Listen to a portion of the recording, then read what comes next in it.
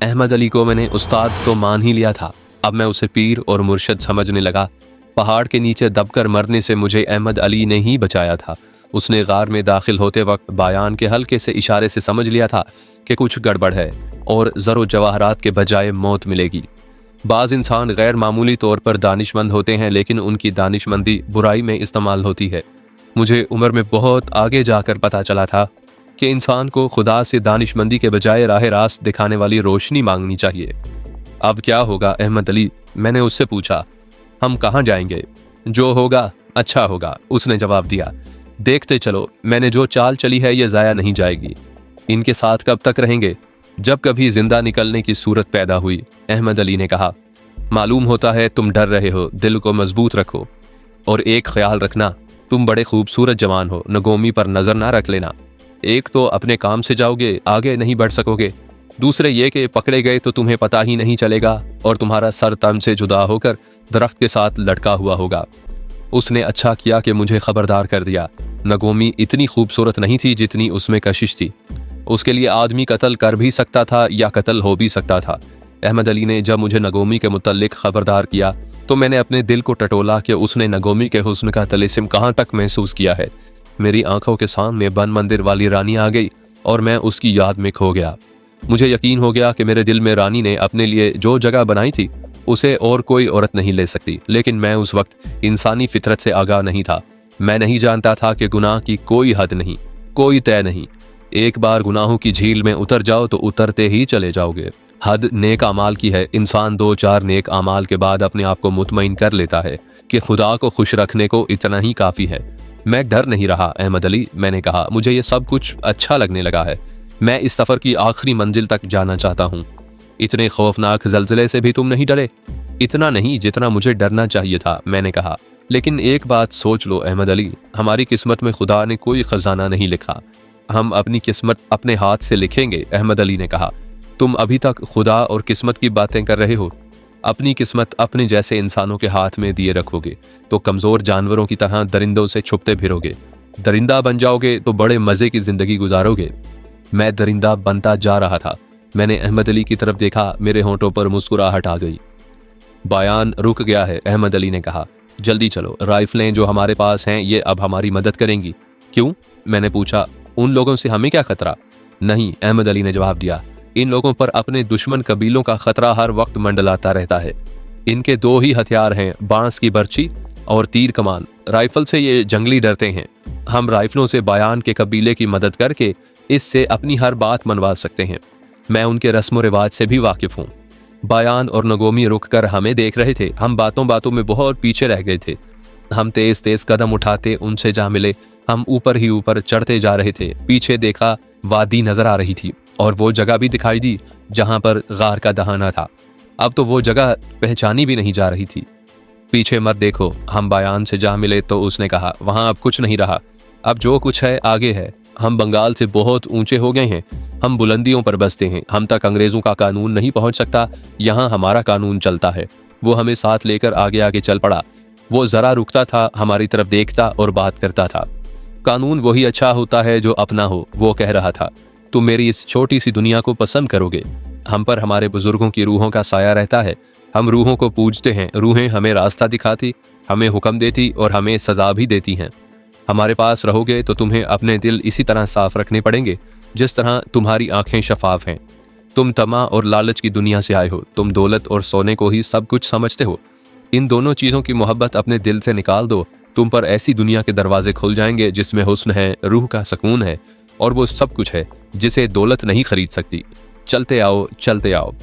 हम ऊपर चले गए थे। ये पहाड़ी रास्ता बल खाता ऊपर ही ऊपर जा रहा था। ढोल की दबी दबी आवाज़ सुनाई देने लगी। ढोल खास ताल पर बज रहा था। कुछ और आगे गए तो बांसुरी और शहनाई की मिली जुली लय ढोल की थाप के साथ सुनाई देने लगी। हम जूं जूं आगे बढ़ते जा रहे थे, मौसीकी बुलंद होती जा रही थी।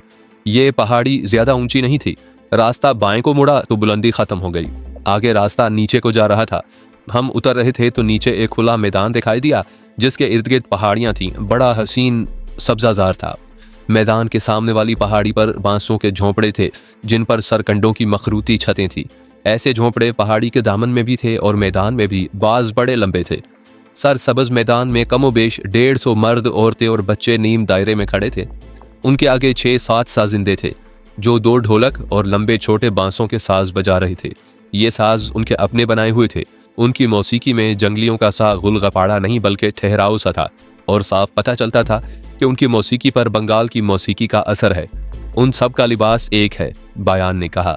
मैं और नगूमी भी उनमें जाकर कपड़े उतार देंगे। ये कपड़े इसलिए पहने थे कि हम दोनों शहर गए थे।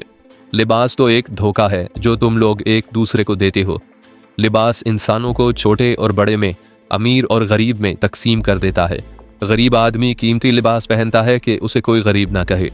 अमीर आदमी उससे ज्यादा कीमती लिबास पहनता है कि गरीबों में अमीर दिखाई दे।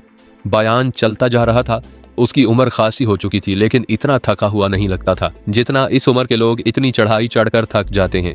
उसके चेहरे पर इत्मीनान था, उसकी चाल ढाल में ठहराव था, और उसकी बातों में, बोलने के अंदाज में सुकून और कनात थी। ये शख्स मेरी रूह पर काबिज होता जा रहा था। वो अपने कबीले की बातें कर रहा था। वो सब नंगे थे, लेकिन नंगे लगते नहीं थे। औरतों के सीने और मर्दों और औरतों के सर ढांपे हुए थे। औरतों ने सरों पर फूलों वाली डालियां बांध रखी थी। हम जूं जूं बल खाते रास्ते से उतरते जा रहे थे। ये उरियां लोग हमारी नजरों में बड़े होते जा रहे थे।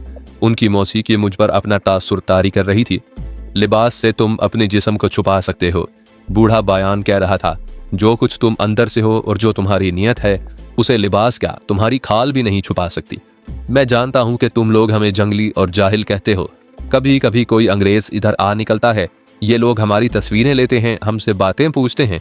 हम उनके लिए अजीब इंसान हैं, लेकिन वो इंसानों को देखते हैं, इंसानियत को नहीं देखते। वो तुम्हारे बादशाह हैं, इसलिए अपने आप को तुमसे बरतर समझते हैं और कहते हैं कि तुम्हारे पेट में रोटी वो डाल रही हैं, और वो ना होते तो तुम भूखे मर जाते। इंसान यूं ही कहा करता है, इंसानियत कुछ और कहती है। तुम खजाने ढूंढते फिरते हो, हम खजाने फेंकते फिरते हैं। हम खुश हैं, ऐसी खुशी तुम्हें कहीं नहीं मिल सकती। वो देखो, वो खुश रहते हैं और गाते हैं।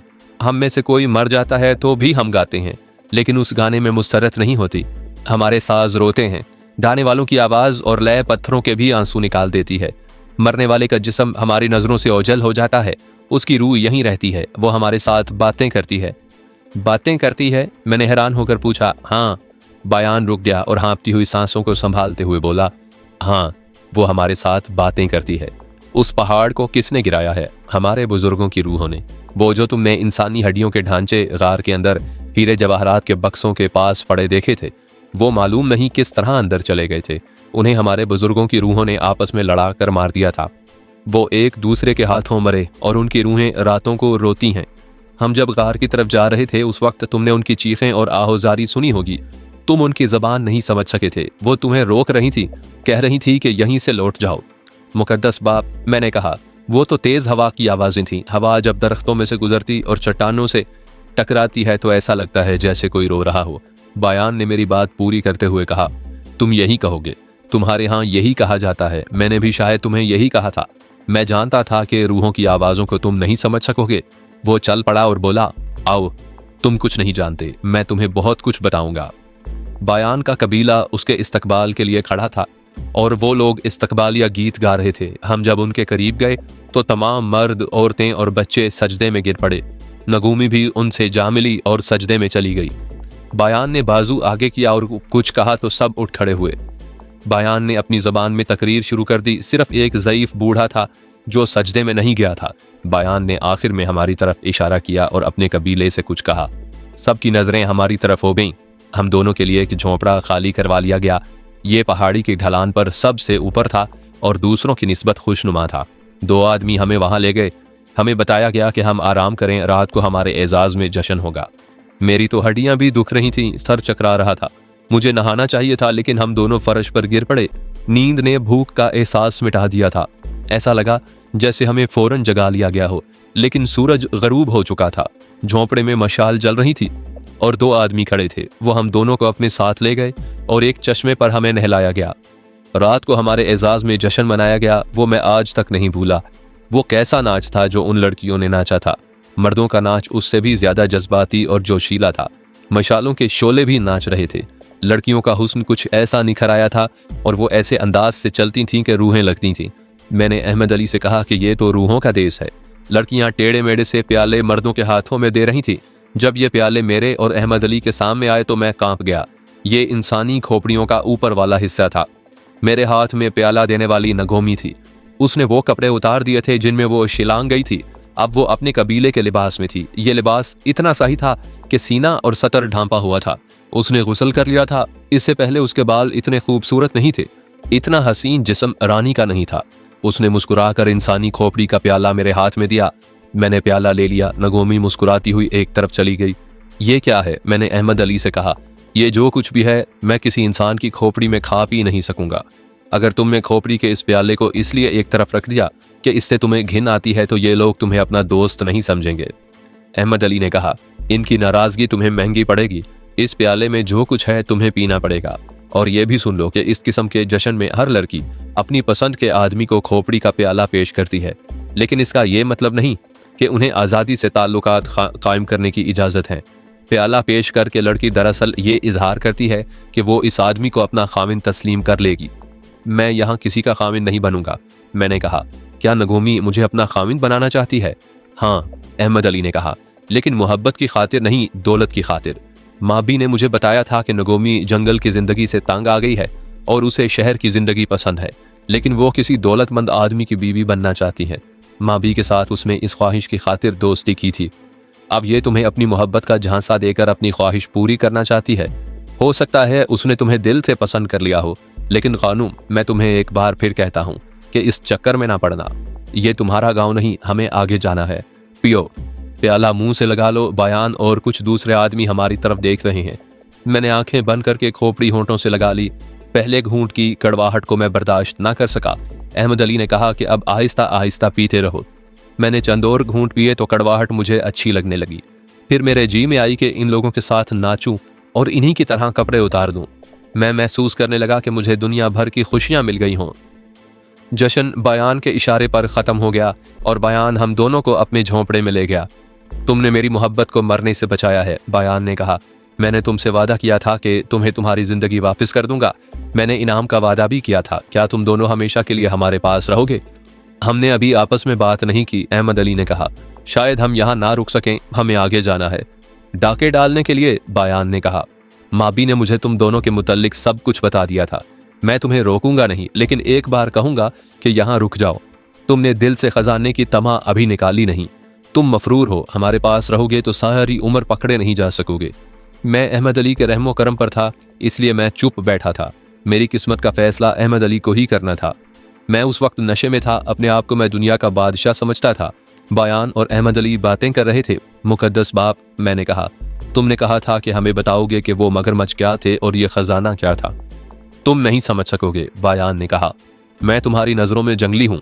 अपने आप को तुम दानिशमंद समझते हो क्योंकि तुमने लिबास पहन रखा है और तुम्हारे पास राइफलें हैं। तुम्हारी दुनिया में दानिशमंद उसी को समझा जाता है जो कीमती लिबास में मलबूस हो और जिसके पास राइफल हो।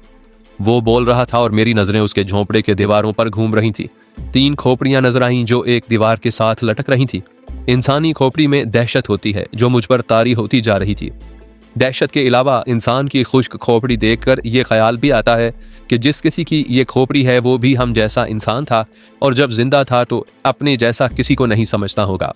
उसने कभी सोचा भी ना होगा कि एक रोज कोई इंसान उसकी खोपड़ी को खुश्क करके अपने घर में लटका लेगा और फख्र किया करेगा कि ये उसके दुश्मन का सर है, और कुछ अरसे के बाद वो उस खोपड़ी को प्याला बनाकर उसमें शराब पिया करेगा। उन्हें देखकर तुम अपना अंजाम सोचो। बयान ने मेरे कंधे पर हाथ रखकर कहा, इनमें 2 खोपड़ियां हमारे दुश्मन कबीले के सरदारों की हैं और इनके दरमियान जो जरा ऊपर है वो तुम्हारी दुनिया का आदमी था। मैं उस वक्त जवान हुआ करता था। ये शख्स घोड़े पर सवार था, इसके हाथ में बंदूक थी, बड़ा खूबसूरत जवान था। इसके साथ 2 नौकर थे। यहाँ से बहुत दूर शिकार खेलने आया था। किसी कबीले की एक लड़की उसके रास्ते में आ गई। उस शख्स ने सोचा होगा कि ये नंग धड़ंग लड़की उसका हर हुक्म मानेगी और वो उसे चंद सिक्के दे देगा, मगर वो नहीं जानता था कि इस जंगल में उसकी दुनिया का हुक्म और सिक्का नहीं चलता और यहाँ जिस्म बेचे नहीं जाते। घोड़े से उतरकर उसने उस लड़की पर दस्त दराजी की तो एक तीर कहीं से आया जो उसकी गर्दन में उतरकर दूसरी तरफ नजर आने लगा। हमारे 2 आदमी सामने आए तो मरने वाले के नौकर उसके घोड़े पर बैठे और भाग गए। बंदूक वहीं फेंक गए और उसकी खोपड़ी ये लटक रही है। मैं तुम्हारी खोपड़ियों में से ये वहम निकाल देना चाहता हूँ कि तुम्हें कहीं से खजाना मिल जाएगा, फिर तुम हर किसी पर अपना हुक्म चला सकोगे। कहाँ हैं वो? जो मालूम नहीं एक सदी या जाने कितनी सदियां पहले अपना खजाना उस पहाड़ में छुपा गए थे। वो इस वहम में मुब्तला थे कि वो हमेशा जिंदा रहेंगे और एक रोज आकर यहाँ से खजाना उठाकर ले जाएंगे और अपने जैसे इंसानों को अपना गुलाम बना लेंगे। जरो जवाहरात की मोहब्बत जाने किस किस को यहाँ लाई है।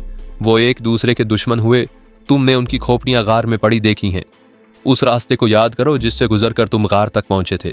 मैं तुम्हें सीधे रास्ते से भी ला सकता था, वो घोड़ों पर 2 दिनों का सफर था, लेकिन मैं तुम्हें ऐसे रास्ते से लाया जहां कदम कदम पर मौत भी थी, मगर माँ भी, उसके दोस्तों और तुम्हारे दिलों में खजाने का प्यार इतना ज्यादा था कि तुम्हें अपनी मौत याद ना आई। तुम में से हर एक को यकीन था कि सारी दुनिया मर सकती है, वो नहीं मर सकता। वो पहाड़ जिस पर हम सारी रात चढ़ते रहे थे वो जिंदगी की अलामत है, जिसकी एक तरफ खुशनुमा पहाड़ और दूसरी तरफ गहरी और तारीक वादी है। ये गुनाहों की तारीकी है जिससे इंसान डरता नहीं। वो इस हकीकत को भूल जाता है कि गुनाहों की वादी में जो गिर पड़ता है उसकी रूह मर जाती है। फिर इंसान चलता फिरता जिस्म रह जाता है और वो जिस्म की ही लज्जत के पीछे दौड़ता रहता है। और वो जिन्हें तुम मगरमच्छ समझते थे वो तुम्हारे गुनाह थे, उनके ऊपर जिंदगी का पुल था। मैंने तुम सबको वहां रोक कर कहा था कि सोच लो, नीचे मगरमच्छ हैं, ऊपर एक पुल है जो वफा नहीं किया करता। तुमने मुझे और नगोमी को उस पुल से गुजरते देखा होगा। हम दोनों यूं आसानी से गुजर गए थे जैसे हमवार जमीन पर चल रहे हों, मगर तुम लोग इस तरह गुजरे थे कि तुम्हारे दिल भी कांप रहे होंगे। मैंने पुल से तुम्हारे एक आदमी को गिराकर तुम्हें खबरदार करने की कोशिश की थी। तुमने? मुकद्दस बाप, अहमद अली ने हैरत ज़दा आवाज में पूछा। तुम तो उससे दूर थे। हाँ, उसे मैंने गिराया था, बयान ने कहा। मैं किसी को जिंदगी नहीं दे सकता, लेकिन मुझमें इतनी ताकत है कि किसी की जिंदगी का धागा तोड़ दूं। उसे तुम्हारा कानून कत्ल कहता है। मुझ में और हमारे यहाँ 2-3 और आदमियों में ये ताकत है कि मैं तुम पर अपना जहन मरकूज कर लूँ तो तुम इतने कमज़ोर हो जाओगे कि हर वो काम करोगे जो मैं तुमसे करवाऊंगा। इस ताकत से तुम्हें मैं चलते चलते रोक सकता हूँ। मैं चाहूँ कि तुम फिसल कर गिर पड़ो तो तुम्हारा पाँव फिसल जाएगा और तुम गिर पड़ोगे। मैं पुल से पार चला गया था और तुम सबको देख रहा था। मैंने तुम्हारे एक साथी पर तवज्जो मरकूज कर ली और वो गिर पड़ा। तुम लोग डर गए थे और जिंदगी के पुल के साथ तुम चिपक गए थे, मगर तुम में से किसी ने भी इबरत हासिल न की। तुम अब भी इबरत हासिल नहीं कर रहे। तुम्हारे शहरों में लोग उल्टा चल रहे हैं। उन्होंने अपनी जिंदगी के ऊपर गुनाहों का पुल बना रखा है। वो गुजरते जा रहे हैं कि यही रास्ता सीधा है। वो रुपए पैसे को ही अपना खुदा और अपना मजहब बनाए हुए हैं। उन्होंने रुपए पैसे की खातिर अपनी इज्जत और आबरू भी कुर्बान कर रखी है। वो अपने अंजाम से भी बेखबर हैं। क्या वो जल्जला तुम लाए थे जिसमें इतने बड़े पहाड़ को टुकड़े टुकड़े कर दिया है? नहीं, बयान ने कहा। मुझ में इतनी ताकत नहीं। ये हमारे बड़ों की रूहों का अताब था। अगर तुम नहीं मानते तो इसे इत्तफाकिया हादसा कह लो। जल्जले को उसी वक्त आना था जब तुम सब अंदर थे, लेकिन हमारा अकीदा कुछ और है। वो अंदर से जो इतने बड़े बड़े चिमगादड़ निकले थे वो उनकी बदरूहें थीं जिन्होंने जिंदगी अपने जिस्मों को लज्जत फराहम करते गुजार दी। जिनके पास दौलत थी वो उन जिस्मों को अपना समझते रहे जिनके पास कुछ भी न था, मगर उस गार में सब एक ही तारीकी में कैद कर दी गईं और इतना ज्यादा खजाना उनके दरमियान रख दिया गया जो उनके लिए बेकार था। वो समझी कि आज़ाद हो गई हैं। उन्हें मालूम नहीं था कि उन जैसे चंद और गुनाहगार उनके कैद खाने में आ गए हैं। मुझे कुछ उकताहट सी महसूस होने लगी थी। आज उसकी बातें याद आती हैं तो सोचता हूँ कि वो हमारे ऊपर रोशनी वाले सितारे बिखेर रहा था कि हम उन तारीकियों में अपना अंजाम कबल अज वक्त देख सकें जिनमें हम चले जा रहे थे। अहमद अली को देखा, उसके चेहरे पर भी उकताहट थी। मैंने उसे आंख का इशारा किया। मुकद्दस बाप, अहमद अली ने पूछा, क्या तुम चाहते हो कि हम दोनों यहीं रहें? तुमने मुझ पर एक एहसान किया है, बयान ने कहा। मैं उसका सिला देना चाहता हूँ। तुम शायद तसव्वुर में नहीं ला सकते कि मुझे नगोमी से कितनी मोहब्बत है। सिला देने के लिए मेरे पास सोने का एक जर्रा भी नहीं।